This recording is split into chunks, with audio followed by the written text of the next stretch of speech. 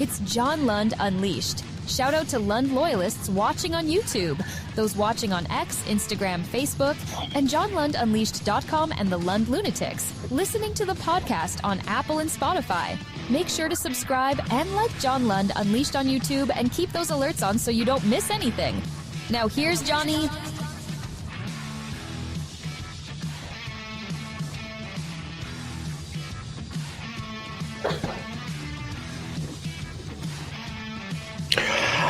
Yes, what's happening? What do we got? A little after 7:35. I said I'd be here at 7:35. It's 7:37. You know me. That's not too bad. Good evening, good evening, good evening. On Tuesday, September 17th, it is episode 241. We got a ton of stuff going on. Why the NFL is okay with Brady the double agent, or with double agent Brady, I guess is how I put it there. We got a ton of stuff going on tonight. We are extremely excited that you are here. As you can see on the chalkboard, and that's what we talk about. We stay with the chalkboard. So however you're watching tonight, maybe you're watching on John Lund Unleashed on YouTube. That is tremendous. Maybe you're watching on the Bay Area Sports Collective on YouTube. What I kindly ask you to do and humbly ask you to do is to subscribe on John Lund Unleashed. Hit that like button before you get out of here tonight, because we had a ton of NFL to go over. And if you'd keep those alerts on, because we had some stuff go out today and we'd love it if you would get those things as well. So again, 3 things that we ask. Please, John Lund Unleashed, come on over here if you're watching on another platform. And make sure that you are subscribed to the channel, John Lund Unleashed. Hit us with the like so that the algorithm likes us. And if you'd have those alerts on so we can bother you throughout the day, because you're not working anyway, that would be outstanding. However you're watching, maybe you're watching on X at John Lund Radio. Welcome, welcome, welcome. And please, by the way, I only ask you one more thing. Spread the word to all your friends and enemies.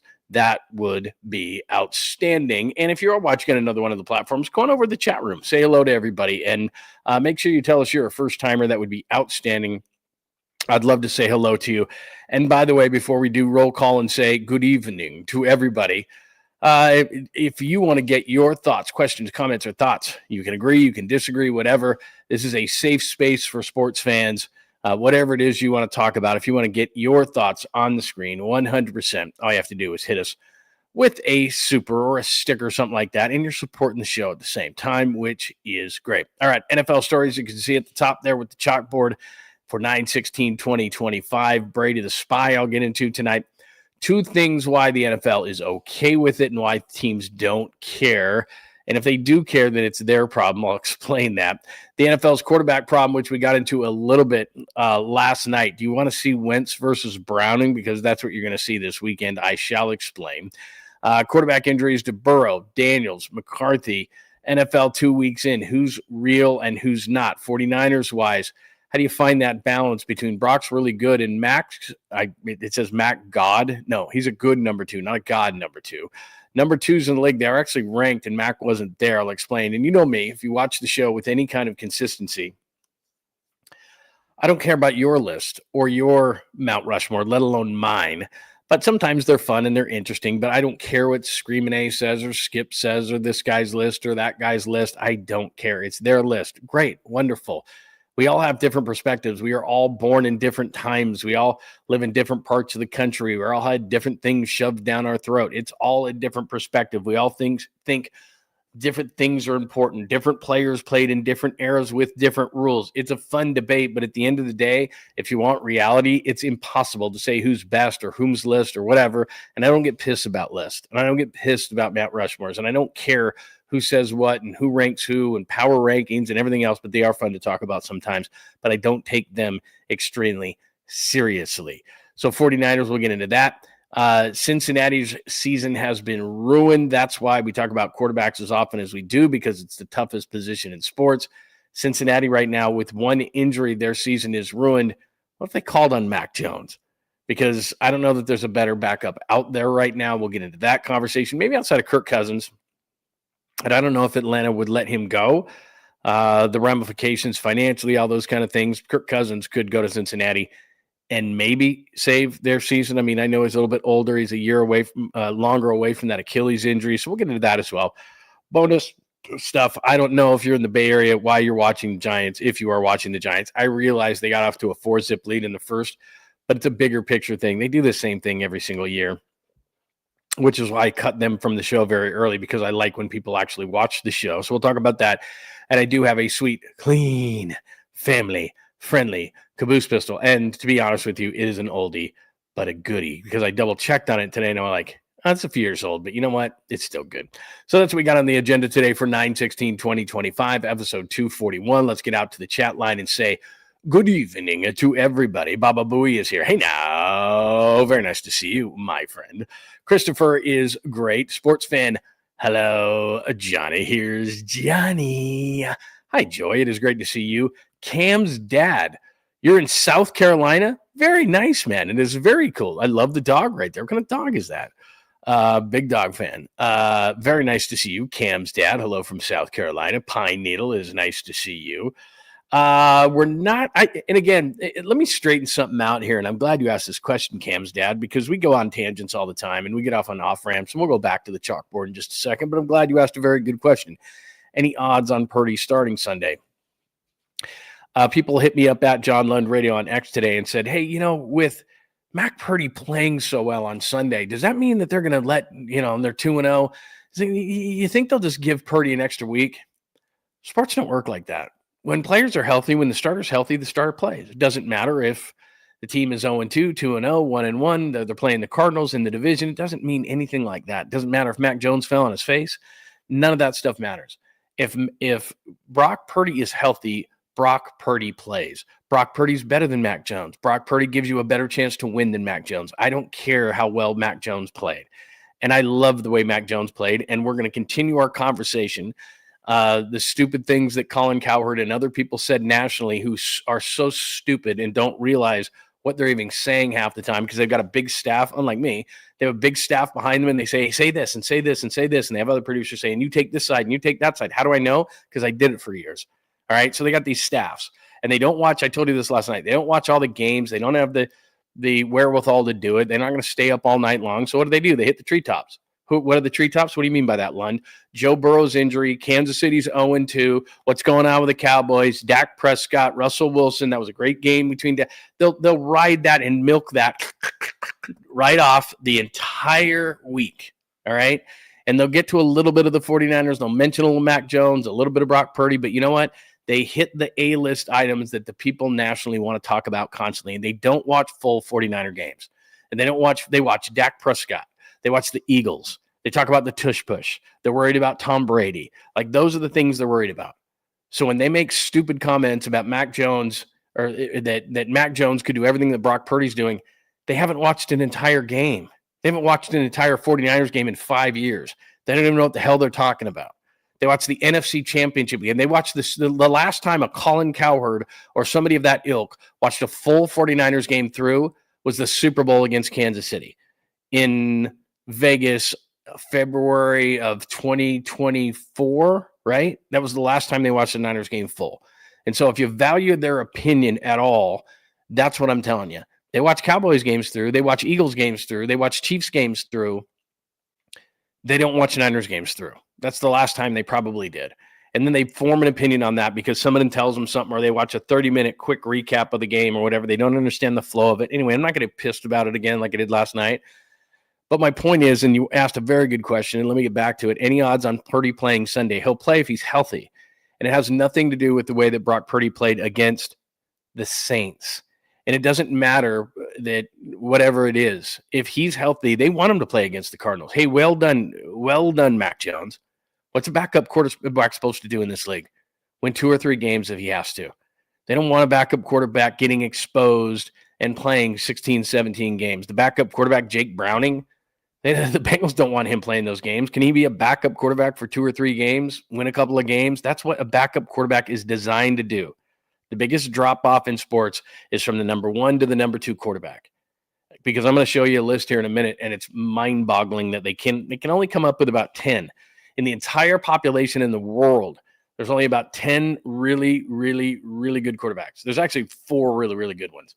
And then there's about 5 or 6 on any given Sunday that can play really, really well. So the reason I want to answer that question is if Brock's healthy, he's playing. If he's not healthy, he's not. It doesn't matter that they're 2-0. It doesn't matter that that Mac played well. It's nothing like that, because I'm getting these things. Well, Mac played really, really well. They could give him an extra week. Look, they're playing a division game against the Cardinals. It's really important. They need to get the win, and they're always trying to play their best players in every single sport. You don't get a rest. Well, God, we're 3-0, we're 4-0, we're 5-0, we're 6-0. We can afford to rest them. You can't. There's only 17 of these things, man, and you can't drop one. All of a sudden, Arizona beats you. You start having question marks. There's an under injury and another injury, and it's like, where did the season turn around? Yeah, when the Niners decided not to play Brock. How dumb does that sound when you say it out loud? They could have played Brock, but they didn't. What? What did they do? So I'm hearing that it's a less than 50-50 proposition, but it's not because of Mac Jones playing well. It's just that they don't think he's ready to play. If Mac Jones had fallen on his face and Brock Purdy wasn't ready to play, Mac Jones is still the quarterback. So I've got a lot of people hitting me up going, well, it's because Mac played so well. It had nothing to do with it. If Brock Purdy's healthy, Brock Purdy's the starter, period. End of discussion. Sports Fan is here. I already got some supers coming up, which I'll get to in just 1 second. It is great to see Anthony in the house tonight. What else? God, we got a lot of people in the room tonight. It is awesome to have everybody in the room tonight. What else do we have tonight for questions, comments, and thoughts before we get started on roll call? John Joseph is here tonight. Anyway, keep them coming. And again, if you want to get on the board 100%, just hit me up with a super like our good friend Fuji. Koozies, pints, coasters available. Yes, absolutely. 100% they are. And I owe you whatever you want. Again, Fuji, hit me either on the website, John, or hit me, john@johnlundradio.com, and you tell me what you want, and I'll have them on the way to you because I have them all for you. We got to have a Dodger pint of the pint. I'm down on the Giants, and I'll tell you why. I'll get with Krug, or what's tonight? Tuesday. I'll get with Krug, but I want to get you stuff. So you hit me up. You send me an email, tell me what you want, and they are yours. Promise. That is a promise from me to you, my friend. Thank you for the super. You can hit us up with a super anytime, just like our good friend Fuji, and we are off. All right. Again, we'll do more. Hi, Eric. That's our resident Seahawk fan, and we're not pissed at him about it. Seahawks are good. Seahawks manhandled the Steelers at the line, man. Manhandled the Steelers at the line. They're going to be a problem. We'll get into the NFC West a little bit later. All right, let me start with the big story that was all getting everybody's panties in a bunch today on ESPN, the NFL Network, everything right there. Peter Schrager, who has done a really nice job since he's moved over to ESPN, and he was really good on the NFL Network. And he's not one of those people that's going to fall into the trap of lists and screaming and yelling, and he just does what he does. He has great connections throughout the NFL. And he reported this story last night on the sidelines of the second game, obviously, between the Chargers and the Raiders. And the Raiders look terrible, and Brady's trying to turn around the Raiders. So there is Tom Brady right there in the booth, and he's got a set of headphones on, and it was reported by Peter Schrager that he talks to Chip Kelly a couple of 2-3 times a week. He's in the booth. He's very involved in the Raiders, and this is not a secret, everybody. There was an interview with Mark Davis last week who said that Tom is very involved. We know in the draft, Tom Brady's very involved. We know in personnel issues, Tom is very involved. Basically, Mark Davis says, I know what I don't know, and Tom is basically running the show. So they've got a general manager who's very competent there in Vegas, but Tom Brady is basically the right-hand man running the Raiders. So everybody's freaking out and screaming and yelling because last year, Tom Brady, as in his rookie year for Fox, and you know this, as the number one analyst, could not go into these production meetings. And if you're not familiar with these, let me just give you a quick once-over. Most people are, but let me just give you a quick once-over. They fly into the city late in the week. They talk to coaches, key players, normally the quarterback, and they get into these production meetings, and they kind of give them some hints on things to look for so that they're not taken aback and all those kind of things. And they give them some hints and some things they might try, and they give them insights. And normally, if you're not the owner of a team like Tom Brady is, a minority owner in the Raiders, there's no conflict of interest there because there's kind of an unwritten rule, almost like a lawyer. Nothing leaves this room, right? If you tell me something, there's unlike a lawyer where there's legalities there, you don't say anything. I mean, it's just what it is. You're not going to run to the other team and tell them what you've been told because you're going to do this with all the teams, and there's going to be years and all these kind of things. So you've kind of got an unwritten rule that there's just it's not going to go anywhere. And that's just what it is. And that's the way that it's been. Now, there's clearly a conflict of interest when Tom Brady now, who can go in these meetings and talk to people and they'll tell him certain things and he'll see, ask quarterbacks, he'll ask key players, he'll ask coaches, all these kind of things. And then he runs back to the Raiders. And at some point during the season, and this is where the conflict of interest hits, there's a number of games that Tom Brady will broadcast a certain team. So get that access to the facility of that team, talk to those key players, talk to those key coaches, talk to that quarterback. And then later in the season, he's talking to the offensive and defensive coaches of the Raiders. He's talking to Pete Carroll. He's giving him that same insight. And he's going back to those teams and saying, hey, I just spoke with that coach. I just spoke with that quarterback. I just spoke with that team. Here's what they told me. So here's what you should look out for. So people are up in arms and screaming and yelling. Now, let me give you two things. All right. And again, I love talking about the games. I don't love giving you this insight and all these kind of things, but here's the way it works. A, as you can see up on the chalkboard, Brady the spy. The two reasons why the NFL is okay with it. Number one, the NFL wants to succeed in Las Vegas. Believe you me when I say this. Vegas is has massively untapped potential. The NBA is going to go there someday, probably backed by LeBron James, but the NBA is going to be there. The baseball is already there. The NHL is already there. And the Raiders have not, and I'm putting this very mildly, the Raiders have not had success. And if Mark Davis can't deliver success very, very soon, then guess who's going to be the face of the franchise and probably going to gain more and more power within that organization? It's going to be Tom Brady. Do you think it's a coincidence that Tom Brady, who is one of the most hated figures in the history of the Raiders, is all of a sudden gaining more and more power within the organization? Who do you think is driving that? Let's use a little logic. That would be the National Football League. Because the National Football League likes Tom Brady. Because Tom Brady has a high rating within people. They like Tom Brady. They want the NFL to succeed in Las Vegas. There's a lot of money in Las Vegas, which means the NFL is very interested. Because what is the NFL always trying to do? They're trying to fill their pockets. They're trying to grow their revenue streams. There's a lot of revenue streams in Las Vegas.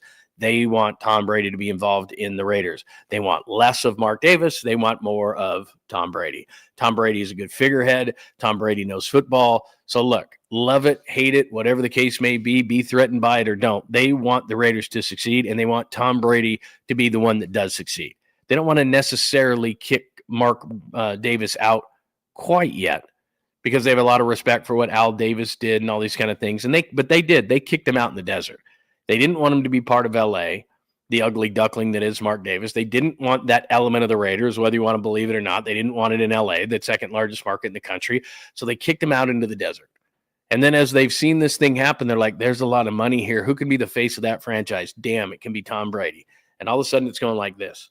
In the face of the franchise and the power of the franchise and the way the franchise is going to be run, it's more Tom Brady and it's less Mark Davis. And basically they're saying, hey, Mark, you can be a part of this thing, but you're not going to be the front of it. You're not going to be the face of it. We've got a person for that. And if you want to keep a hold of the team at all, this is going to be the guy that's going to do it. So number one, everybody's looking at this whole thing like, this isn't fair. This is all set up by the NFL, man. I'm sorry. There's conspiracy theories and it's the way that it works. And this is business. The NFL is a really cool thing that we all watch on Thursdays and Sundays and sometimes Fridays. And we love all this thing. But that's the sheep in the wolf's clothing. The wolf it's a massive business machine. And I'm sorry to have to bring this up because we just want to talk about the game, and I get it. But it's this gigantic business that is rolling and flowing and trying to grab revenue at every turn. And the reason why you never gets mad at Roger Goodell, but he's the one grabbing all this money, and the owners love the guy. So in Las Vegas, they want Tom to succeed, and they want Vegas to succeed. That's why they're allowing him in these meetings. That's why they're doing this whole thing. That's why they're not getting mad. All right, so this isn't going away. They're not taking power away from Tom Brady. They're not going to take access away from Tom Brady. Tom Brady is an asset for the NFL. So first of all these guys that are yelling and screaming at ESPN, all these talking head shows, quit being stupid and a bunch of jackasses, because Tom Brady is going to succeed, and he's going to help Vegas succeed, and the NFL and their owners and Roger Goodell and all this kind of stuff, they're all in bed together, and they're not taking power away from Tom Brady. They need and want the Raiders to succeed because there's a lot of money in the desert. So that's number one. Number two, as far as you're an NFL team, Tom Brady walks into your facility. You're going to play the Raiders in 2 or 3 weeks, right? Again, there's a number of games that he's broadcasting, so he gets to go into your facility, and then his team, the Raiders, are going to play that team at some point in the season. If you give Tom Brady, you're an organization, and you give Tom Brady any kind of information that he can use later to run back to the Raiders, any kind of nugget that is actual real information, that's on you. Then you're stupid. If you're a coach, if you're a quarterback, if you're a player, you know that he is an owner, a minority owner, but a big part of the organization with the Raiders. Why would you tell him anything? Okay, you can walk into our facility. You can watch our practices. Anybody can do that. We have access to tapes. You could call players. Or you call people. That's what Tom Brady did last year. They didn't give him access to the facilities, but Tom reaches out to people. He's got connections with everybody, and they talk to Tom Brady. He flashes the smile. He gets information. He doesn't have to be at the facility, but they've allowed him to go into the facility, and some people are freaking out and yelling. So you're the head coach of, I don't know, just throw any team out there. The Raiders are going to play the Chiefs at some point, right? The Raiders play they just played the Chargers. So Patrick Mahomes walks into a room where Tom Brady is sitting because Tom Brady's going to do a Chiefs game. You think that Patrick Mahomes is dumb enough to tell Tom Brady anything? Andy Reid's been doing this a long time. You think Andy Reid's going to tell Tom Brady anything? He walks into a Chiefs facility. You think that Andy Reid's going to tell him anything of substance? And on down the line. You think Chris Jones is going to tell him anything? If anybody tells him, knowing that he's a spy and he's on the other team at some point during the season, and he's going to be wearing a headset in a booth going against your team, but now he's a broadcaster coming into your facility, so he's kind of a double spy, but he's a double spy. He's not hiding it. He's got a Fox microphone. He's doing your game, and in 2 weeks, guess what? He's going to be against you, and anything you tell him, he will use against you. You know that. So why would you tell him anything? So everybody's up in arms. There's a conflict of interest. Sure there is, but you know he's got a knife in his back pocket and he's going to stab you in the back with it. So you don't tell him anything. How dumb is that? Have all these talking heads forgotten that? It's not like he's hiding the fact that he's broadcasting a game and, there he is up in the booth and he works with the Raiders. I mean, clearly it's not working so well. The Chargers aren't worried about it. Harbaugh's not worried about it. They smoke the Raiders. Everybody smokes the Raiders. Anyway, so there was a big story today. It got brought up. It's been brought up for a couple of different years. Doesn't seem to be helping the Raiders at all. And to me, it's a total non-story. If you tell Tom Brady anything at all while he comes into your facility and then later on you're going to play him in the season, then you're a dumbass. If you're a coach, a player, a quarterback, whatever the case may be, and you tell Tom Brady anything, that's a you problem, number one. And number two, if you think they're going to lessen his accessibility to anything, if you think they're going to slap them on the wrist, if you don't think they want the Raiders to succeed, if you don't think they want Brady to succeed, then you're high, man. You don't understand business. So that's number one. That's the whole Brady situation. He's going to sit in a booth. That's not illegal. He's going to get access to facilities throughout the year. They're making that easier for him. They want Brady to succeed as a broadcaster because who's paying him all that money? Fox. Who pays the NFL a lot of money? Fox. Who's running the Raiders right now? Who's the face of the Raiders right now? Tom Brady. They want the Raiders to succeed in the desert. All of it is about business, people. It's business, business, business, business, and they want Brady to succeed in both areas. It ain't changing. So scream, yell, it's not fair. It's business. It's not supposed to be fair. What are you, 8 years old? Life's not fair. That's the first thing you tell your kid. When you have a kid and the first time he yells, that's not fair, you turn around to him as fast as your neck will spin around and you say, life ain't fair, son. Life ain't fair. And that's just the way it is, man. That's just the way it is. So anyway, I don't mean to go on a tangent, or maybe I do, but that was the big story today. And I was just laughing the whole time. Like, doesn't anybody understand business? Doesn't anybody understand how much the NFL wants to succeed in Vegas? They put Brady in Vegas. Fox is a major, major, major contributor to the NFL, and he's their number one broadcaster. They want him to succeed. This is business. This isn't about what's fair. Okay? This isn't an 8-year-old. They say life's not fair. Yeah, get used to it. That's the way it goes. So anyway, Brady the Spy, I'd love to hear your thoughts on that, but it ain't changing. So that's the big story today. The other story is the NFL's big QB problem. Now, we talked about this a little bit yesterday, and we'll get to the 49ers thing on this, but we're going to see a game this weekend that's going to be Wentz versus Browning. We're seeing the Vikings versus the Bengals, and we thought to ourselves, boy, this is going to be a cool game. J.J. McCarthy is going to take on Joe Burrow. No. We're not going to see that. It's going to be Wentz versus Browning, and we're seeing early in the season, Burrow. Cincinnati Bengals, if you're a Bengals fan, the season's already over. The toughest position in all of sports and the most irreplaceable position in all of sports, quarterback. And Joe Burrow goes down again, and now the Bengals season is basically down the drain. Washington was a team that I told you at the beginning of the season, I don't think they were going to be able to replicate what they did last year, but it certainly doesn't help if Jaden Daniels is down. And I told you this again, guy's thin, needs to gain weight, needs to gain muscle. He's getting hit. He's running around. Teams were going to look at him and they were going to say, okay, if Jaden Daniels is going to run around and beat us, and I've told you this because I've worked with defensive linemen, they're going to try to knock him out of the game. They're going to be physical with him. That's what they've done. J.J. McCarthy, you think Minnesota wants that decision of letting Sam Darnold go? He's got a high ankle sprain, and in the first 2 games, first 8 quarters that J.J. McCarthy's played in, he's played 7 bad ones. So he's not so great so far. And then you look at guys like Caleb Williams, who I thought was going to be just a can't-miss type of a quarterback. They're talking about Tyler Bagent, who got that contract in Chicago and was talking about taking care of his family, who didn't have running water, and you're rooting for this guy. And Caleb Williams is the total opposite. Played at Oklahoma, USC. I thought the guy was going to light the league on fire. I don't know if he doesn't work. I have no idea what the deal is. They went out. They got weapons around him. They got a ton of offensive linemen. They got an offensive mind like Ben Johnson. Still not working. They have a quarterback problem in this league. They don't know how to develop them. And now we see guys after a number of years, a Baker Mayfield, these kind of guys. We talked about it last night. It's the mental side of the game. Everybody falls in love with the physical side, right? How fast they run, how big they are, how big the arm is. When the reality is, we saw this from Mac Jones on Sunday. Not about any of those kind of things. I mean, you've got to have an adequate arm. You've got to have adequate athleticism. You've got to have all those things. But the main thing about a quarterback, and you look through the history of time, the greatest quarterbacks, Brady, Montana, Breeze, Manning, those kind of guys, they all had the mental capability in the game.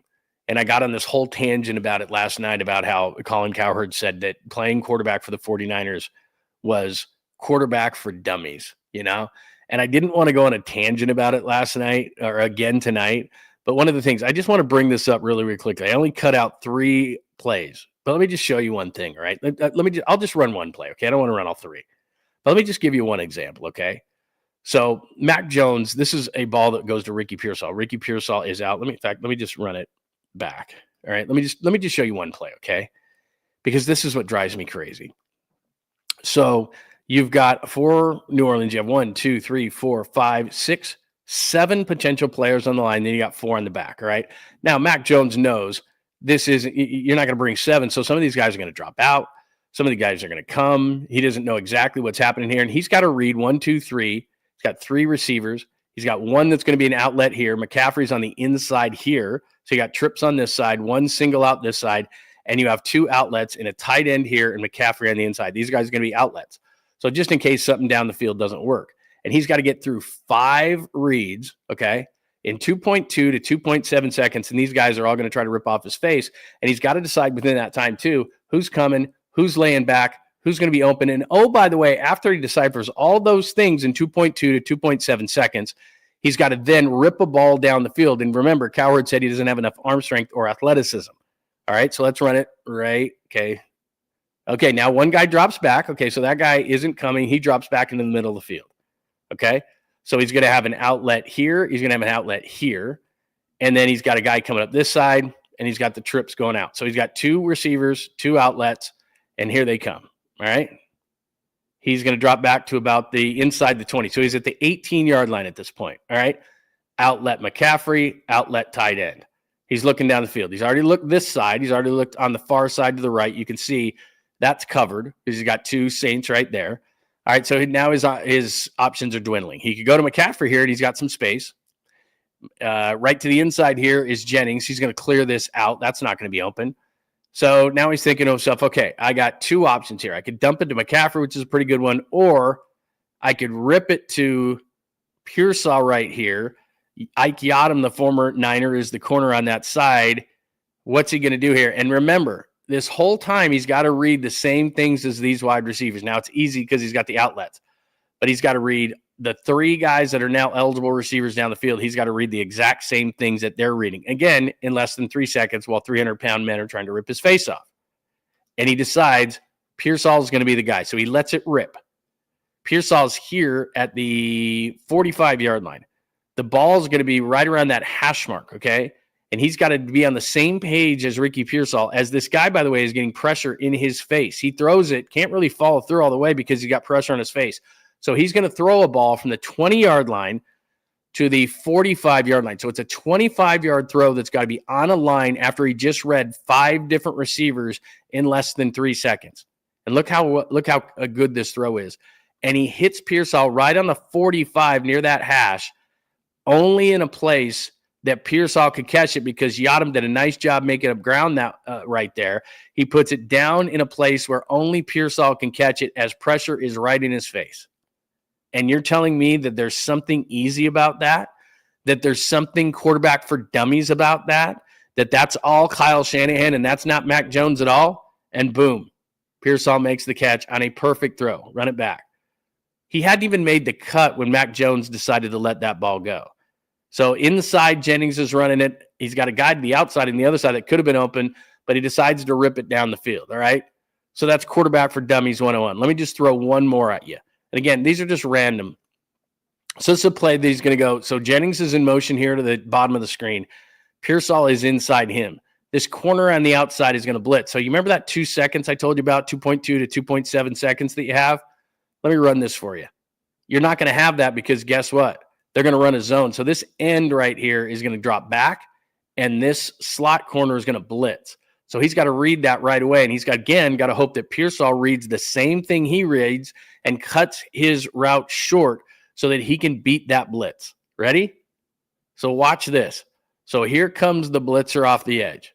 McKivitz can't catch him because he's too fast. McKivitz thought that it was going to be the end who drops back. Taylor comes from the blitz, and now Mac Jones says, shit, I don't have 2.2 seconds. I have like 1.5.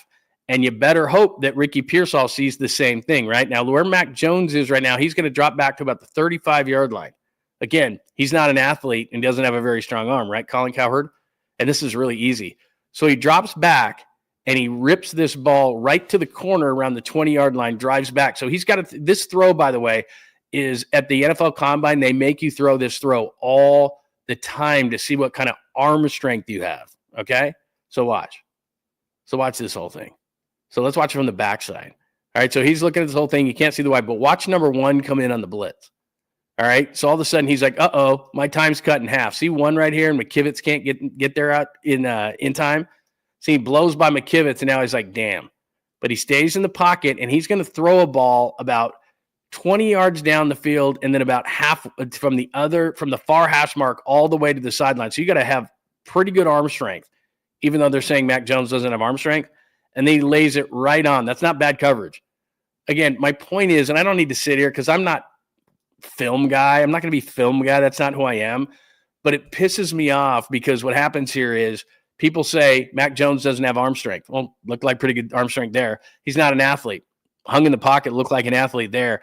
Kyle's system is really easy. Well, okay, because they just ran a zone blitz in which the end drops back and the blitz comes from the slot corner. And instead of 2 seconds there, you have about 1.5 seconds, and you better hope that Ricky Pearsall's on the same page as you. And oh, by the way, when you decipher that in that time, about 1.5 seconds, then you've got to rip a throw that they make you throw at the combine all the time to see if you have adequate arm strength to play in the NFL. And those are just 2 throws that Mac Jones made during the day against New Orleans on Sunday. And people are questioning whether it's just Kyle's system or that it's easy to play in this league. And it's not easy to play in the league. So my point is, and then look at this. This is something that was really interesting that I saw today. Let me show you this. So people were ranking backup quarterbacks, and this is what I mean. It's so hard to find backup quarterbacks. There's about 10 in the league in terms of starters that are really, really good. And then when your quarterback drops out, and they didn't update this with Mac Jones in there. So Kirk Cousins, I get that. If I'm Cincinnati, I'm trying to call Kirk to Atlanta to try to get Kirk Cousins now. Browning was good enough, but again, if he's got to play all season long, his warts are going to be exposed. Jackson Dart, it's kind of a joke to put him third. He's never played an NFL game in his life. Mariota, we've seen it. I mean, he went 13 for 13 against the Niners a couple of years ago, but by and large, not very good. Tanner McKee hasn't played very much, the former Stanford Cardinal. Brissett, Gardner Minshew, we haven't seen the kid from New Orleans play at all. He's a rookie. Anthony Richardson's a joke. Andy Dalton, I'll give him that one. Carson Wentz, I don't know. He hasn't been the same since the knee injury. And Jameis Winston, okay, and whatever. And then they got Jimmy as honorable mention, which I think is kind of a joke. He started a Super Bowl, and they didn't even mention Mac Jones. And this was done. When was this done? I mean, this was done recently, right? That was done, today, September 16th, and they didn't even put Mac Jones on there, and Mac Jones at least has played in the league. So my point is it's the biggest drop-off of any position in all the sports. Is it not? I mean, look at this whole thing. The drop-off from Burrow to now, you're going to get a guy like Jake Browning in there. I mean, it's a completely different team. Cincinnati's got to run the ball and play defense now. They can't rely on Joe Burrow to make these plays. Even if you have a guy like Jamar Chase, even if you have a guy like T. Higgins, even if you have that kind of talent, they're just not the same kind of a team. So you have that big drop-off. So, look, I don't know how they're going to develop it, but there's got to be a way that the NFL, because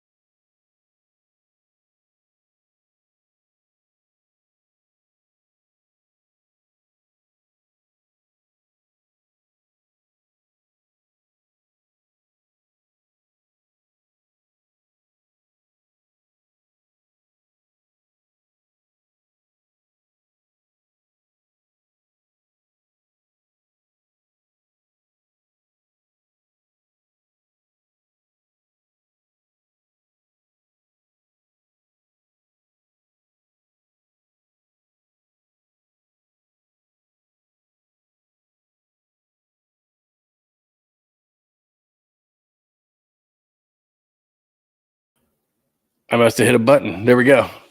We fixed it. And I am not hey, Bebop Jones.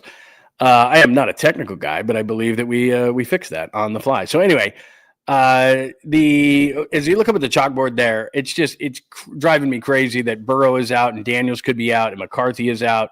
And all of a sudden we're looking at quarterbacks and we're going, Cincinnati season could be over. And I get it. You may not be a Bengals fan, but it's like, and there's just not enough of them to go around. And then, Mac Jones plays a game and half the people are saying, well, he could do what Brock Purdy's doing. And look, he played a great game and they played against New Orleans, which, maybe I downgrade him a little bit for that, but he was the 15th overall pick for a reason. He does have decent arm strength. You did see him, have a nice run in there. Look, Brady wasn't the most athletic. Montana, especially the mid to the end of the career, he wasn't the most athletic. In terms of, they're all good athletes. It's so stupid when a guy like me, some talking head like me, goes, well, he's not athletic. They're in the NFL. They're athletic. They're athletic. Don't get me wrong. These guys outside of kickers and punters, potentially, and even those guys are athletes. When talking heads sit in a chair like I am right now, sucking down beers and popcorn and pretzels and go, he's not athletic. Oh, really? He's not athletic? Okay. Just double checking to make sure that you don't think he's athletic.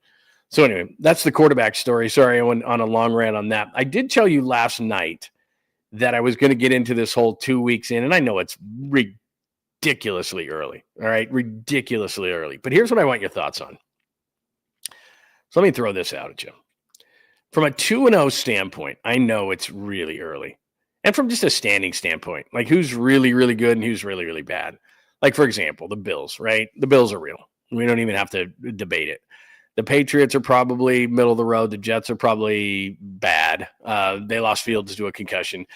Mike McDaniel's probably not going to make the season. I don't know what happened to him at the beginning. It was kind of a wonder boy when he came over from the 49ers, and he was running all sorts of great offenses. And it's really cute, and it works, and people buy into it. The kind of the weird bits he was doing. He kind of went Miami Vice, and he was slicking back his hair a little bit, and he was doing the sunglasses and kind of wearing the weird stuff. And he was kind of buying into the whole Miami look. And then after a while, he was being quirky behind the mic, and everybody kind of laughs when you're winning.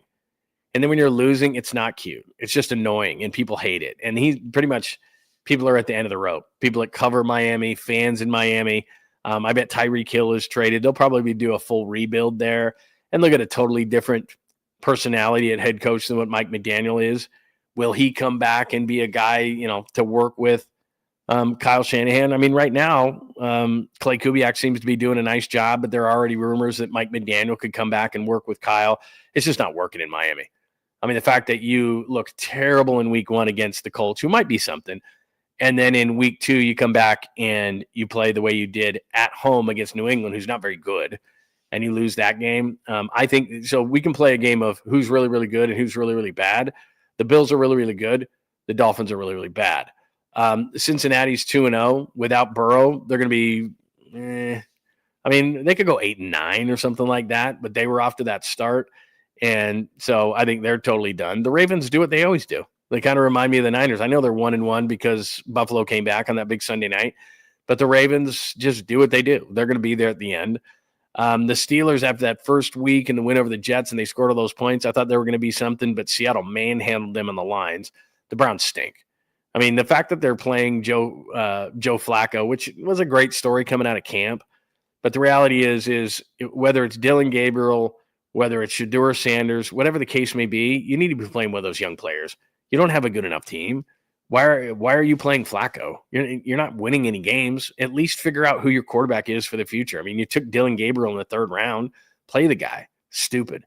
Indianapolis Colts. I'll wait on Daniel Jones. Everybody's jumping on the Daniel Jones thing, and they're calling him Indiana Jones and making up all these nicknames. They got lucky last week. They had a missed field goal, and then Denver had a penalty against them. You can't use leverage, so they got another chance to field goal. They win the game. We'll see. The Danny Dimes thing is all back. We'll see. Jacksonville's Jacksonville. Again, DeMeco Ryans and, the Texans look like they were on a team on the rise. And in the first 2 games, I mean, you saw what Tampa Bay did at their place in Houston, and Baker Mayfield goes down the field and drops them to 0-2. Something's missing there. The Titans are going to be the Titans. It's going to take them a while to come back. As far as the Chargers are concerned, I think they're going to win the AFC West. Not that I'm burying the Chiefs so far, but Jim Harbaugh is so amazing. Whether you like him, whatever the case may be, like him, hate him, he's a burnout. There's no doubt. I covered the Niners during those years, and he's quirky. He's weird. He is socially awkward, but the players for a short period of time before he burns them out, because at the college level, he's perfect because these guys turn over every few years, and they, who's got it better than us and all that stuff. And after a while, and I've told you this story before, Patrick Willis told me, Joe Staley told me, after a while it gets old. They do the gas station T-shirts and all that. He does that whole bit. It works in college. It works in the pros for a short period of time. But what he does is he turns franchises around really, really quickly. So what are the Chargers? They run the ball. They smash you in the face. It's exactly what the Niners did. It's exactly what Michigan did. It's exactly what Stanford did. So the Chargers are legit. And they went from a team that couldn't win close games, and they didn't have character, and they didn't have toughness, to all of a sudden that's what the Chargers are. The Raiders are trying to turn it around. Geno Smith is not the answer. The Broncos, I thought, should be 2-0. They should have beat the Colts. We saw them in training camp and those joint practices. They have a really good defense. Bo Nix has regressed. And this is another thing about quarterbacks, before we anoint these guys, and this is the same thing I said in the offseason about Jaden Daniels, before we say Bo Nix is this, or C.J. Stroud is that, or Jaden Daniels is something, let's just give him a couple of years. The rookie year, that's great, man. Bo Nix played a lot of snaps. He went to Auburn, went to Oregon, played a ton of snaps, started a lot of games. Let's just see. When the league gets a look at him, let's just see. And right now, the early results are not great for him, but they're going to stay in games because of the Bronco, or because of their defense. As far as the Chiefs are concerned, I said this last night, their demise is greatly exaggerated. I get it. Travis Kelce is old, but they still have Mahomes. Their defense is going to come around, and it would not shock me, just mark my words on this one, if Tyreek Hill came back at some point. The Chiefs have too good of a front office. They know they have I'm going to call it a limited window with Mahomes, but he's got a long way to go. They're not going to waste years with Patrick Mahomes behind center. They're not going to just pack it in. So that's the AFC. Now, as far as the NFC is concerned, what you really care about, Philly's Philly. I mean, I don't care for 2 games in or 10 games in. Unless they have major injuries, Philly's got a ton of talent.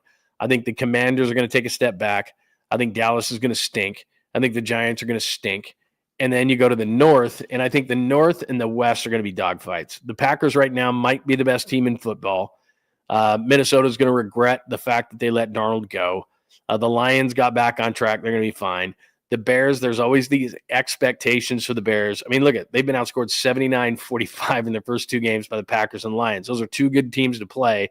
But Caleb Williams, for some reason, and I thought he was going to be great right out of the gate, he just doesn't get it. Just doesn't get it. As far as Tampa Bay is concerned, you always count them out and you kind of go, and then they just make the playoffs. They'll make the playoffs again. Loved what Penix did. I don't know if you saw Sunday night against the Vikings, but Michael Penix, and everybody was scratching their head like, you just signed Kirk Cousins. Why are you taking Penix? Well, we saw why. Penix is a hell of a thrower. If you saw him at Washington at all, kid is really good and legit. Saints are going to be one of the worst teams in football. The Panthers are going to be one of the worst teams in football. And then we get down to the West. And the Niners are the Niners. Got to get over the injuries. We know that. The Cardinals are always a weird team, but they're going to end up 8-9, 9-8, whatever they always are, 7-10. The Rams are going to rest on their season's going to rest on the health of Matthew Stafford, but they're going to be the Rams. And then Seattle, we're going to look back on that first game in Seattle as a really big win for the 49ers, because I don't know if you saw any of the Seahawks and Steelers. The Seahawks manhandled the Steelers on the front seven. And the Steelers, that's what they've been based about for years, is beating you in the trenches. Seattle kicked their ass in the trenches. I mean, absolutely manhandled them. And Seattle's got a top 10 defense. So they ran the ball. Ken Walker went over 100 yards. Darnold looked a lot better in game 2 versus game 1. Jackson Smith and Jigba is legit a top 10 receiver in this league. Seattle's going to be a problem. So it's going to come. I think Seattle, the Rams, and the Niners are all going to make the playoffs. And we'll see what Arizona's about this weekend. They barely hung on against New Orleans. They barely hung on against Carolina. So I'm not really afraid of what Arizona brings to the table, but they always are kind of a pain in the ass, right? I mean, they kind of just have that thing where you just play them. They're a division game, and they're kind of a pain in the ass. And Jonathan Gannon is, and Kyler Murray is, and James Connor runs really hard, and so they're just kind of a pain. So that's kind of my thoughts, just as a quick once-over on the league. Give me your thoughts of what you've seen so far, who you think is legit. If you want to stick to the NFC, because that's where the Niners are, I think Philly's really legit. I think Green Bay might be the best team in football. And you know what? Micah Parsons hasn't even really made an impact yet. I mean, he just isn't even used to playing with Green Bay yet. Jordan Love is off to a really nice start. They can run the ball. They have some injuries as well, but I think defensively they're playing really well. They're confident. So I think Philly and Green Bay are on one level, and I think there's another level down from that. You know, maybe the Lions or somebody like that, and then I think there's another level down from that, and that's where I think the Niners are. So give me your thoughts. Give me your thoughts on what you've seen so far. If you want to hit up some AFC, some NFC, and I do. I think the Seahawks, Rams, and Niners will all make the playoffs. I think they're really good. It's our good friend Skills, everybody. Philly's legit. Green Bay's up there. Surprisingly, I think the Lions will make noise. Yeah, I do too. The Bears aren't very good, and Goff threw the 5 touchdowns. And early, after that loss to Green Bay, and Green Bay's just a really good team, I thought to myself, well, God, they lost their offensive coordinator, they lost their defensive coordinator. That's really hard to come back from. We've seen it here. It takes a little while, and then they just crush. And again, like I said, the Bears, you're always thinking, oh, is this their year? And they got Ben Johnson and, second year of Caleb Williams, and look at all these guys they signed on defense, and they fixed their offensive line. They still suck. So, I've got to see Detroit do it, but they've got it. I mean, Jamison Williams caught a deep one. Amon-Ra is still around. They've got the running backs. Their defense is the only thing that really you have a question mark, but they've still got all that talent that they've shown for a couple of years. It's just that I think people all of a sudden looked at Green Bay and they got Micah and, what Philly's done the last couple of years, and they kind of forgot about Detroit. But they're going to be a pain in the ass still. And like I said, I put Green Bay and Philly on one level. I think I put Detroit on the next level, and I put the Niners right after that. If I was looking at the NFC just 2 games in. But look, this is a big game this weekend. You come home, you're riding the high, you win the first 2 games on the road, and Arizona's just one of those kind of thorn in the side kind of teams that you should absolutely positively beat. But would it shock you if, again, you barely beat New Orleans 26-21? If Kyler Murray's in that same position and they're down 26-21 with 2 minutes on the clock, you're biting your nails. Spencer Rattler, give him credit, young kid, whatever.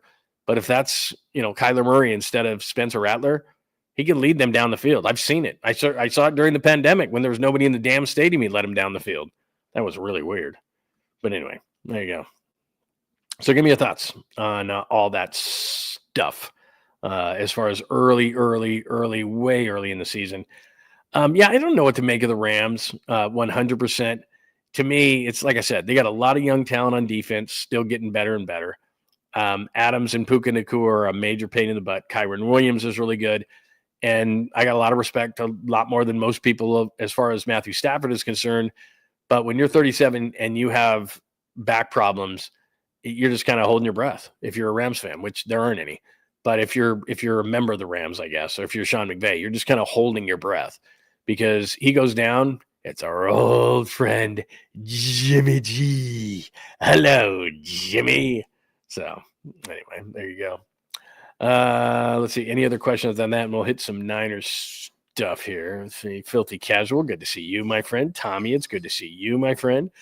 Let's see. What else do we have here? Any other questions, comments, or thoughts on all this kind of stuff? People are trying to distract me, but I'm not, it doesn't have me.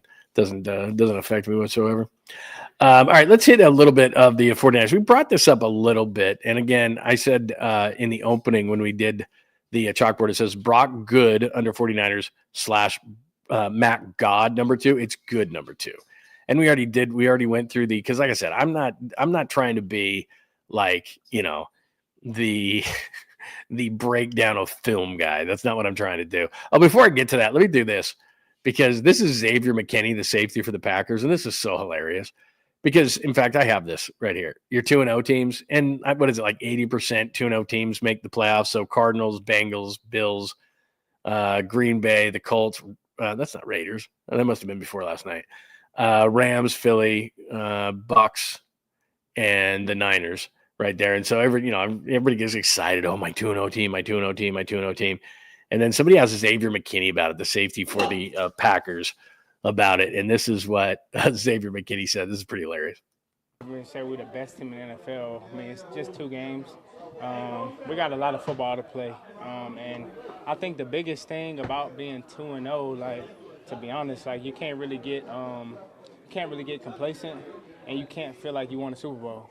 Because it's a lot of that start off 2-0 and later in the season they don't be worth shit. So I love that. That's just a great way to look at it. It's like you're 2-0, man. There's 17 games. I mean, 16 to 17 doesn't sound like a lot, but there's just so much time to make up time. And if you think like this weekend, this is a huge game for the 49ers. The Cardinals can be a pain in the ass sometimes. And it's like, if you're going to be complacent, I guarantee you that they've got enough talent, with Kyler Murray and the way Connor runs. And tomorrow night we'll hear, I got a friend of mine that's going to jump on the show a little bit. We'll talk some Cardinals. Marvin Harrison is much bigger. They're not as good as they need to be in the trenches to beat the 49ers. I don't believe, especially the way that the rookies are playing early, which we'll get into more tomorrow night. But they can beat, like I said, if it's 26-21 and Kyler Murray's got the ball with 2 minutes left, we're all going to need a cocktail because that's just the way it goes. We'll need a cocktail anyway. So anyway, we talked a lot about Brock and Mac, so let's get into that. We talked about the number 2 quarterbacks. Here was the interesting question. I got asked this today, this third question here under 49ers. Somebody hit me up on X today, at John Lund Radio. You can always follow me on X. Questions, comments, and thoughts. You can hit me up. And they asked me if Cincinnati called on Mac Jones today because their season, Jake Browning's okay. He's a nice player. Went to the University of Washington, won a bunch of games there. I got nothing against Browning. He's won him some games there. He can win him a number of games. Joe Burrow's been hurt a ton there, and he's held his own. But I think Mac Jones, as the number 15 overall pick in the draft, what we saw last night, I think Bill Belichick ruined his confidence. I could tell you all the time. Most times with quarterbacks, it's not a physical issue that they can't figure out. It's the mental side of the game that they can't figure out. They played at a high level in high school. They played at a high level in college. If they didn't have the physical skills to do what they're doing, then they wouldn't have gotten picked where they got picked. At some point, somebody said they do have a strong enough arm. They do have enough athleticism. They do, all those kind of things. They checked all those boxes, or else they wouldn't have been picked in the first round. Because let me just let you in on a little bit of a secret.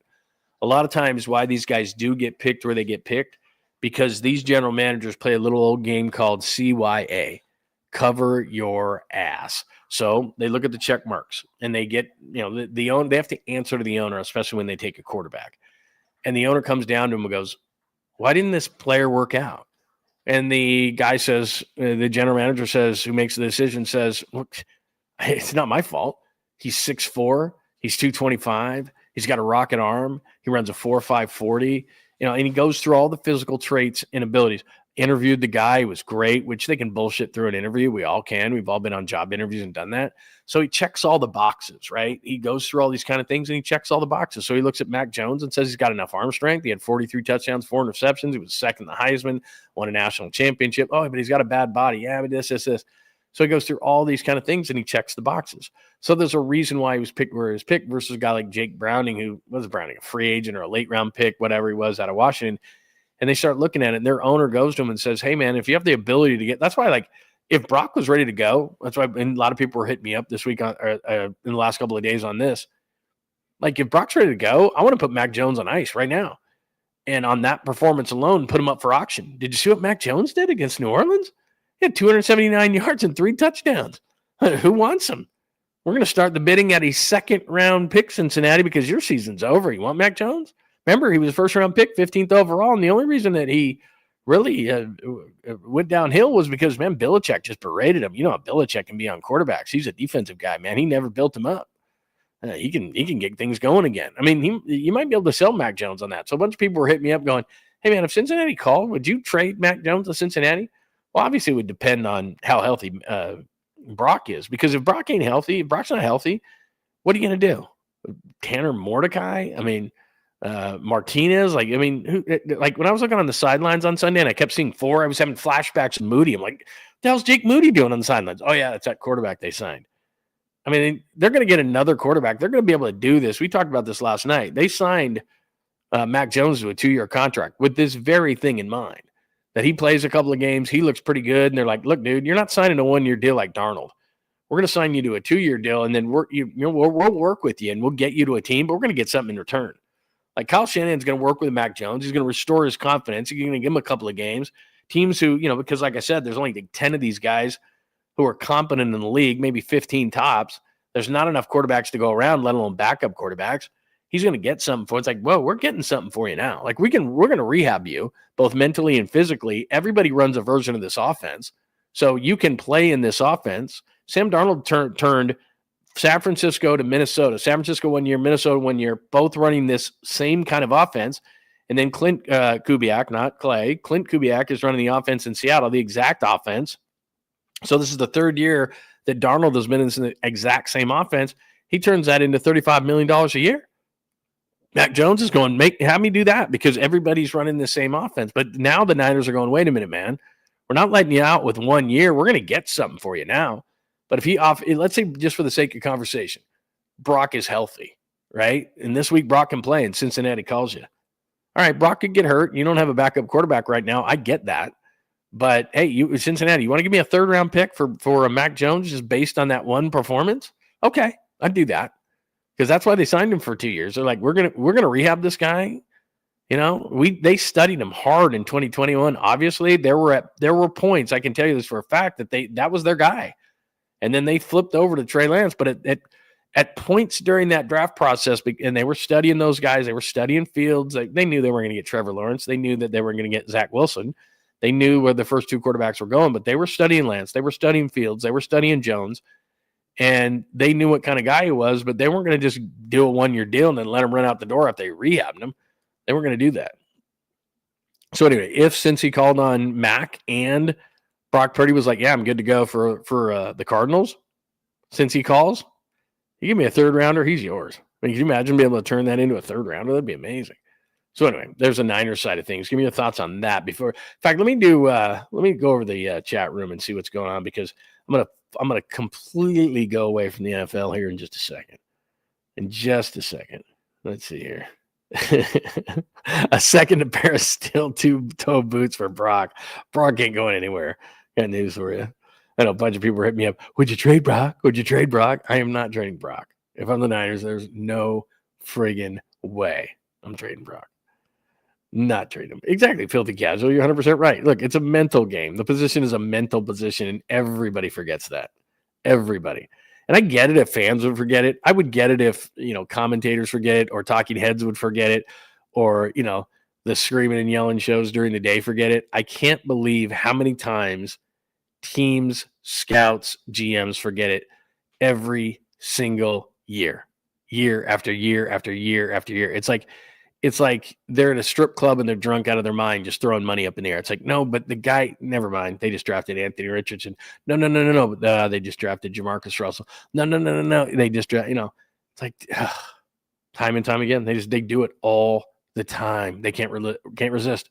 But he just threw it through a brick wall. Okay. Oh, but he was just on his knees and he just threw it through the uprights. Yeah, because that happens in NFL games all the time. Oh, Lord. Anyway, I digress. Man, I hope everybody's doing good tonight, man. What's going on what is it? I don't even know what time it is. 8:37 on it's like Tuesday. Oh my God, I got to write a national column tonight. I have no idea what I'm going to write about. Let's see what else is going on tonight. All right, I'm going to flip over to baseball for just a quick moment. I'd trade Brock Purdy for 72 first-round picks and Justin Jefferson. I don't think Minnesota's going to do that. They probably are calling Seattle, though. How about Seattle, by the way? First week of the season, everybody's like, oh, you got Darnold and you got rid of Geno and everything. And then 1 week later, Geno Smith was horrible last night. In fact, if we had power rankings for quarterbacks in week 2, Geno Smith was awful. Oh, my God, was he awful. Pete Carroll's just like, oh, my God, Jim Harbaugh beat me again. All right. No, I don't think the NFL is rigged, but what I'm saying is it's not on the up and up either. You know what I mean? I'm a conspiracy theorist. I'll admit it 100% of the time. But if we want to go back to the beginning of the show and what I was talking about, the Brady spy thing, I will tell you this. The NFL wants the Raiders to succeed in Las Vegas. And there's a reason why it's Brady's face. And there's a reason why Brady is all of a sudden it's Mark Davis here and Brady here. And I don't mean that just in a standpoint of look whose face they're showing. It's the power and who's in charge. And Mark even admitted it. I mean, look, that's just what they're doing. They can, Mark can have the fun and all these kind of things. But they want to succeed in Vegas. There's a lot of money. There's a lot of potential. There's a lot of things they can do. And they want Vegas to succeed. Bottom line. And who better to succeed in Vegas, Brady or Mark Davis? I mean, it's not even close. And if you're paying attention, you can see there's a shift of power that's going like this. And so all these people are going, it's not fair that Brady gets to do this and this and this, and he's sitting in a booth and it's like, pay attention, man. It's a business. And then everybody's screaming and yelling. These talking head shows screaming and yelling. But then he gets to go into a facility. Which coach is stupid enough to tell him something? Oh, yeah, we play Brady's team, the Raiders, in 3 weeks. Let me open up my books to Tom Brady and tell him all the plays we're going to run. If you do that, you're a dumbass. That's a you problem. So anyway, I don't think it's rigged, but I think there's certain things that happen. Because like I said, it's a business. Anybody who's in a marketing business, you could be marketing anything. Shoes, watches, beers, soda. It doesn't matter. It's brand X. You're a marketer. And that's what the NFL is. It's a business. And everybody loves it because the oblong ball and the things we talk about all week long. I was in a restaurant the other day having lunch. And I looked around me, and it was Fox talking all about football, and it was ESPN talking about football, and there's another channel talking about football, and it was Joe Burrow's injury, and it was the Monday night games coming up, and it's a massive, massive, massive industry. And they've got all these channels talking about it all the time, and it's worth billions and billions and billions and billions, and it just happens to be this thing that we love. And I'm sorry to make it be this blunt about it. We love it. We love it, love it, love it. It's soap opera, and we talk about it 24/7, 365. They've mastered the offseason, the OTAs, all the time. There's only a dead period of about 40 days between the last OTAs and when training camp starts. But those other days, 320 days a year, the NFL rules. It's awesome. They figured it out.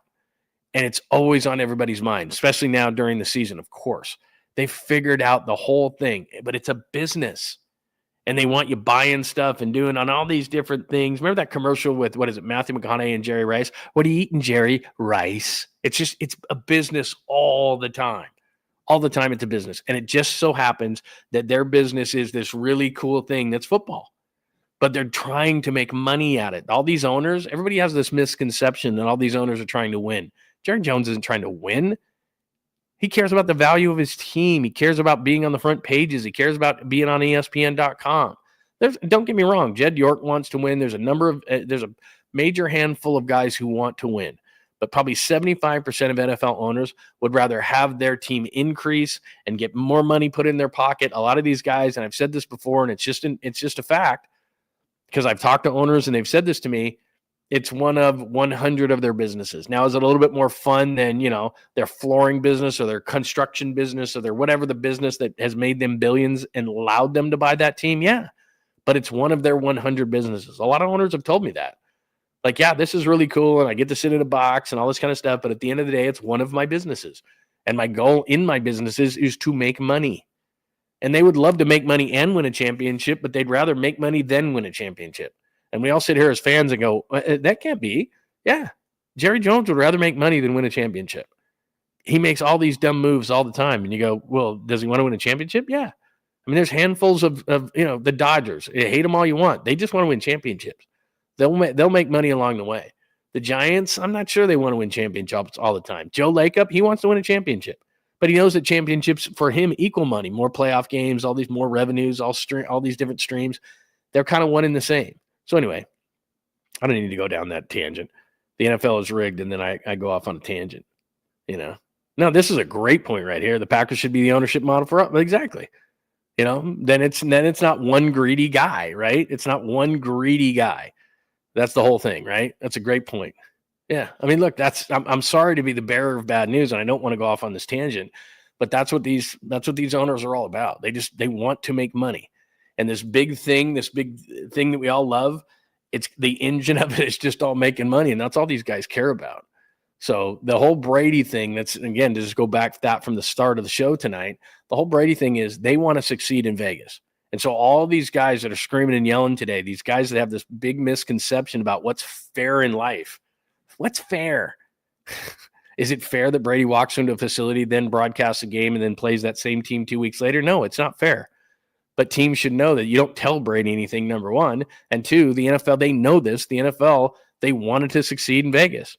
And they don't want Mark Davis to be the face of it. They want Tom Brady to be the face of it. So if he's sitting in a with a headset on, listening to what the Raiders are doing, and then 2 weeks later talking to a coach that then he's going to play that team in 2 weeks, that's just the way it's going to be. And they ain't changing it. And whoever's screaming about it, it's like, don't you know how this works, man? Anyway, enough of that. I'm not going to talk about that anymore. I keep going back to it. All right. As far as the Giants are concerned, let me just I just want to pop something up about the Giants. Did they win tonight? By the way, they were up 4-0 in the first inning, but people were hitting me up and going, hey, you're talking a ton of football, talking Niners, you're talking NFL, you're talking all these things in your show. Why did you go away from the Giants? And I said, look, it is my job, whether I've done radio for 30 years or TV or when I write or anything like that. It's not, everybody does not deserve equal time. This is not politics, where if you put somebody on, then you got to put the opposition on. It doesn't work like that. I'm trying to, just like everybody else, my job is to get as many eyes, views, listens, clicks, whatever the case may be. And so to do that, what I have to do is decipher and decide every single day what I think people want to know the most about. And so let me just show you something here. In the last 10 years for the Giants, notice a trend. Winning percentage, 537. Winning percentage, okay, that's an outlier. But they're all close to 500, 451, 475, 483, outlier. So there's a really bad outlier and a really good one. 500, 498, 494, 500. So even if they win tonight, right, 76, 75. And what they did here in 2025, and I was telling people the whole time, they looked good, then they looked terrible, then they looked good, and then they're going to be just short. What do they do every single year? They're just short, right? Last year, 80 and 82. The year before that, 79 and 83. The year before that, 81 and 81. First, I was at the park when they lost that game. The Dodgers, right? And they lose in the first round. That the short season, right? One more game. Was it Austin Slater? They almost got in the playoffs. And then, they stunk. And then they were pretty decent. But you look here, 2 playoff in 10 years, 2 playoffs. And then a bunch of almost got in, almost. Like it's the same thing every single year. And so even when they made their run, and I hate to be pessimistic, but even when they made their run after they played so badly and they made their run at everything, and you're going, hey, maybe. And I thought to myself, this is what they do. This is what the Giants do every single year. They get close. They get almost there. And I'm not complaining about Buster. I mean, getting Rafael Devers was a stroke of genius. Willie Adames is, at the beginning of the season, was terrible, but he's a guy that, 30 home run shortstop. Who thought that he would ever do that? They've got some nice young players. Casey Schmidt in the second half of the season has really become a nice player. They finally bring up Bryce Eldridge, which I think they brought up too late. They had a bunch of major injuries around the deadline because they were playing so poorly. They broke up the best part of their team, but I was saying that they needed to do that. Rogers goes and Duvall goes and all that kind of stuff. They had a great bullpen at that point, but we all knew what was going to happen at the end. Even if they made a run at the end, we were looking at it and going, they're going to just fall just short, because that's what they do. So look, I'm not blaming Buster. I think Bob Melvin has underachieved in the first couple of years he has been with the Giants. I think he underachieved his last year with the Padres. I don't know why that happens, because he was always an overachiever with the A's. He had all this talent that you're just like, the sum of the parts is not equaling, but all of a sudden here are the A's, right? And now the last year of the Padres, didn't get everything out of the Padres, hasn't gotten everything out of the Giants. It's kind of been like that. They've underachieved. And so they made a run at the end, and I kind of, I watched them, but then I went, what's going to happen here? They're just going to fall short like they do every single year. So why am I going to watch it again? I've seen this movie, and I've seen the sequel to the movie, and I saw, Giants do this, almost make the playoffs, part 3 and part 4 and part 5, and they're going to do it again.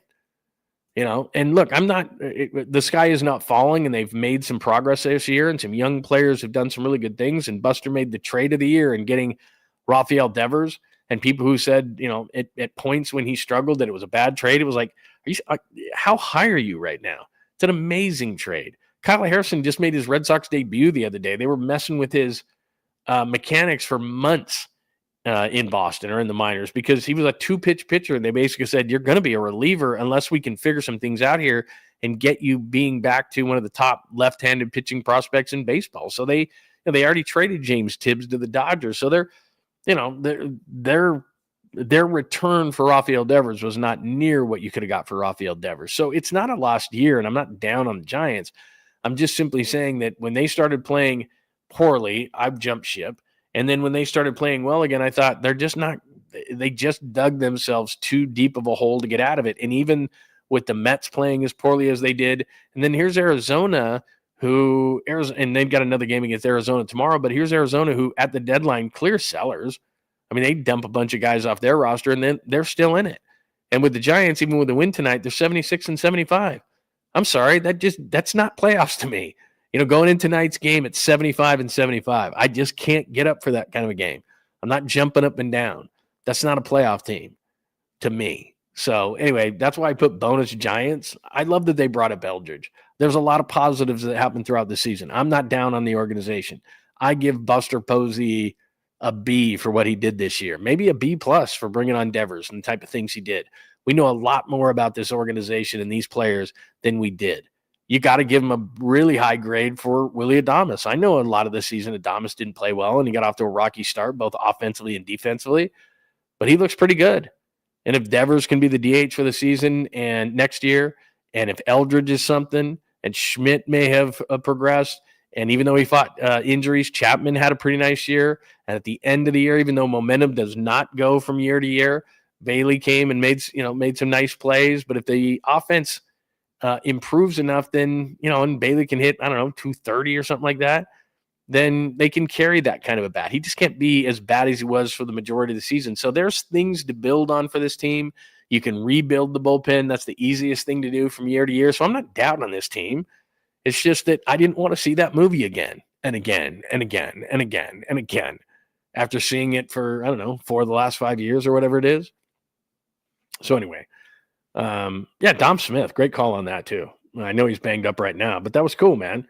They grabbed him from the Yankees AAA team when they were going through all those. The only thing I would blame him is They just stayed with, I mean, the first base thing this year, to not get that worked out until finally Devers was able to play in the field long enough. I mean, Lamont Wade Jr. was like, seriously, you can't keep running that guy out there. I mean, that was just brutal. Just way, way, way, way too long. Hung with him. Anyway, all right, there's that. All right, any more questions, comments, thoughts before I get to the sweet, clean, family-friendly Caboose pistol? Yeah, he had a great year. Give that guy a ton of credit, Skills. Ton of credit, right? Yeah. Let's see. Yeah, the Mets. My God, they were just terrible. Terrible. Yeah, it'll be interesting to see what Buster does in the offseason. I'm very excited to see what Buster here. I meant to hit this one, I think. Yeah, we'll see. I'm excited to see what Buster does in this offseason. So there you go. There's a little bit of Giants, get a little bonus Giants. Mostly we're hitting NFL these days and that kind of stuff. But let's do a little bit of sweet, clean, family-friendly Caboose pistol for you. One good thing to make you feel good before we get out of here. John Lund Unleashed presents the Caboose pistol. Wedged in the crack of her buttocks. Somehow, someway, Lundo thinks this is the best way to leave a final impression on you for the day. The old caboose pistol, everybody has one. Did you say caboose? I know some women who could hide a machine gun in there. Yeah. Leave me out of this, you weirdo. Here's John. All right, so I didn't know this at the time, that this was kind of an oldie but a goodie, but then I looked it up and I thought, well, I've already looked it up, might as well give it to everybody. So I see this today, and I don't know why some of these things come up even though they're old. So it says, man tries to trade kidnapped baby for 15 Big Macs at an Arkansas McDonald's. Now that picture right there, the guy's mugshot, does look like a guy that would trade a baby for 15 Big Macs. I don't know why you would settle on 15 Big Macs. Personally speaking, I'm not a Big Mac guy. I don't like those little onions that they put on the burgers at McDonald's. I know this sounds really, really weird. I don't mind like a grilled onion, like on a In-N-Out burger. I don't mind grilled onions on, say, you get like a sizzling platter of fajitas. I don't mind onions on there. I'm not a big Mac guy. I don't mind the Big Mac sauce. It's fine. I don't like the bun in the middle. If I'm going to do like a double burger, just give me a bun and give me the double burger. But they got like the bun in the middle and the onions and the whole thing. I've just never been a Big Mac guy. I'll pound a quarter pounder or something like that. I don't mind the quarter pounder. But anyway, point is that the guy just says, 15 Big Macs. So I looked this thing up today, right? So let me just share this with you. And I don't know why this ended up on my feed today, but it did. And let's share this right here and right here. And so this ends up being a story from, 2021, I think this was. I don't even know if it says it, but it says a 3-month-old baby has been reunited with her parents after being kidnapped by a man in Riverfront Park in Little Rock, Arkansas. These always seem to be from the South. I'm not stereotyping anybody. There are not many details on how the man acquired the baby at the park. However, it's what he did with the baby after he kidnapped it. According to employees at a McDonald's, I love how they said this, a heavy-set man. Come on, man. You're not fooling anybody. A fat guy. A heavy-set man, 45-year-old Henry Osterman, entered the restaurant. Can you imagine this? You're in a McDonald's and you're just hanging out, right? Entered the restaurant on Monday around 10:30. The baby wrapped in a blanket. He seemed a bit nervous, you'd think. Told the employee at the cash register that he had the machines as he ordered 15 Big Macs, according to the report. When the cashier gave him his total, he handed over the baby to her. So he orders the Big Mac, and he thinks this is like barter system. Look, in this day and age, and this is a few years older, the story, but it's not a barter system, dude. It's 15 Big Macs. You give me cash. I give you Big Macs. You give me cash. It's not like, well, I have a baby. It's got to be worth 15 Big Macs, right? So anyway, he gives the cashier the baby, and he says, I look at him and said, what you think I'm going to do with that? Which again, I love the stories as much as anything. I looked for the video to this story because I would have loved to have heard what is written here. What you think I'm going to do with that? Said Chandra Wilkins, head cashier at the Little Rock McDonald's. He told me he didn't have any money, but I could take the baby. First of all, no, I don't want this baby. I'd be like, oh, okay, yeah, let me just take this baby. I'm a cashier at McDonald's, okay? I don't want the baby. I can't afford the baby. But anyway, and then she says, fool, you need to back the F up. That's what he said. He threw the baby at me, ran behind the cash register, and grabbed every burger on the food warmer. That white man was crazy. And so, like I told you, I spent about a half hour on this looking for this story because I don't know if this was just, there's no way that this was said like this. But then again, look, This is Now 8 News. So this is legit. I mean, this is Now 8 News. This is in Little Rock, Arkansas. So anyway, police searched Osterman's 1972 cargo van that was parked in McDonald's parking lot, where they discovered another infant strapped into his car seat, approximately 6 months old. So apparently this is like what a guy does. So anyway, all's well that ends well. Apparently the kids are fine. Anyway, I've never heard that. But again, as you look at that picture right there, that looks like a guy that would try to trade a baby for 15 Big Macs. If I was going to draw a picture of a guy that was going to trade a baby for 15 Big Macs, it would look like a guy like that. He looks pretty messed up. So there you go. I know it's an old story. I don't know why it popped up on my feed today. It did. I double checked it, and not trying to stereotype people in Little Rock, Arkansas, but it doesn't surprise me that that story originated from Little Rock, Arkansas. There you go. 15 Big Macs. I mean, if you're going to trade a baby, it's got to be a lot more than that, doesn't it? I mean, isn't it a steakhouse? I mean, wouldn't it be a steak? I don't think anybody's on. Nobody's wanting the baby. I really wanted the news story so I could hear what if the cashier really said that, though. I don't know if the cashier really said that, but I was looking for that story. Anyway, there you go. That is the story. There you go. I love going to them. I have gone to a Valkyrie game. I have attended many Cal basketball games, by the way. Hi, Aussie Rules. It's good to see you. Let's see, Cal versus Duke or North Carolina. I would love to. First of all, I've been to Cameron Indoor. I have not been to a Carolina game at Carolina. I have been to a Duke game at Cameron Indoor, and it is amazing. And I would say that everybody should go to a game at Cameron Indoor. It's just that in the section I sat, you didn't have to stand up the whole time. So it was like, after a while, it was like, look, man, I get it. I wasn't a college student when I went there, but it was like, I get it, but I'm not standing the whole time. I mean, come on, man. But it was something that you go, you know, and I did it. And it was very, very cool. So yeah, I'm a big college basketball fan. Huge. Love it. Let's see, on a side. Hi, Tony. How's it going? I know the wild card's possible, but like I said, it's almost like, you know, you get burned in love too many times, and then you're like, I'm not doing that anymore. Like, that's how I feel about the Giants. I'm just like, they're not a playoff team. They're 76-75, and I just, you know, I think it's cool that they've done what they've done. I'm not angry with them. I'm not upset with them. I think Buster's had a good first year. I think that the Devers trade is a complete ripoff in their favor, and I think it's a great thing for them. I think they've learned a lot about some young players. I think that I would have brought up Bryce Eldridge a little bit earlier. I realized that they were hot, but I would have liked to have seen a little bit more from him to make sure that he's the guy, because if he's not, then I'm giving Devers a first base glove, and he's working all season at playing first base. Now, if in the offseason Devers is my DH and Eldridge is good enough to play first, and I really feel good about Devers at first, and all of a sudden Devers is my first baseman, Eldridge is my first baseman, Devers is my DH, Schmidt is my second baseman, Willie Adames, who was amazing in the second half at short, Chapman at third, Ramos was up and down, but okay. I don't love Jung-Ho Lee anymore in center. I don't know what they're going to do long-term in right. So there's a few question marks, but remember at the beginning of the Giant season, we were like, if, there were a lot of ifs. And the one thing is, and I've said this a million times, so bear with me on it, they can build a staff. It's easy to build a relievers. They can do that. And in terms of their starting staff, I'm not going to go into a season. I was high on Birdsong early in the year. I'm not going to build a what-if staff. You know, Verlander is going to be gone. I know what is going to happen. You know, I know the top of my staff and what that's going to do as far as Webb and Ray, but I've got to get another guy, a top of the rotation guy, not an if guy. You know, so then I've got 3 solid starters. I talked about that all season long, and Verlander's not coming back.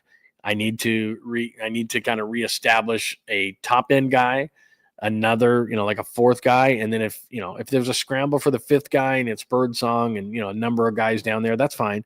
But I got to have 3 solids, a really good one. And then if a few guys want to fight for that 5th one, whether that's Wiz and Hunt, whether that's Birdsong, that's fine.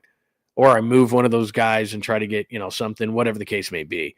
But they're not that far away, and I would be encouraged. And the fact that Buster's aggressive, that's the one thing you can say. Buster is aggressive.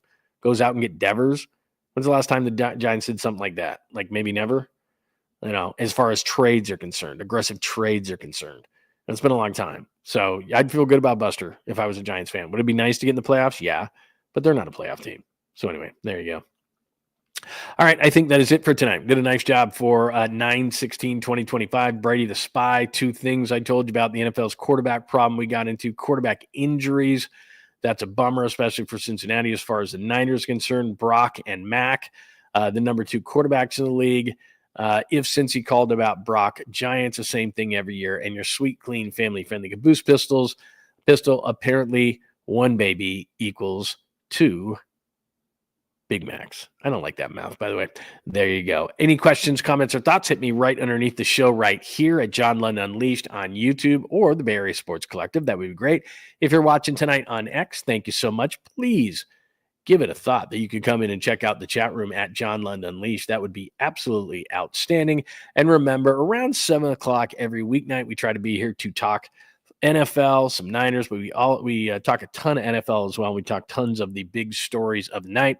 Always love to get your questions, comments, and thoughts. And again, underneath the show right here, if you missed the show, if you're watching it a little bit later, or X is a spot that I'm always at John Lund Radio. And all I ask is that before you get out here tonight, give us a like at John Lund Unleashed on YouTube. Get those alerts on, please. And if you're not subscribed, what the hell, bro? Hit us and make sure you're subscribed on John Lund Unleashed on YouTube. That'll do it for episode 241 for September 16th. 2025. Everybody have a wonderful Tuesday, and we'll talk to you tomorrow night.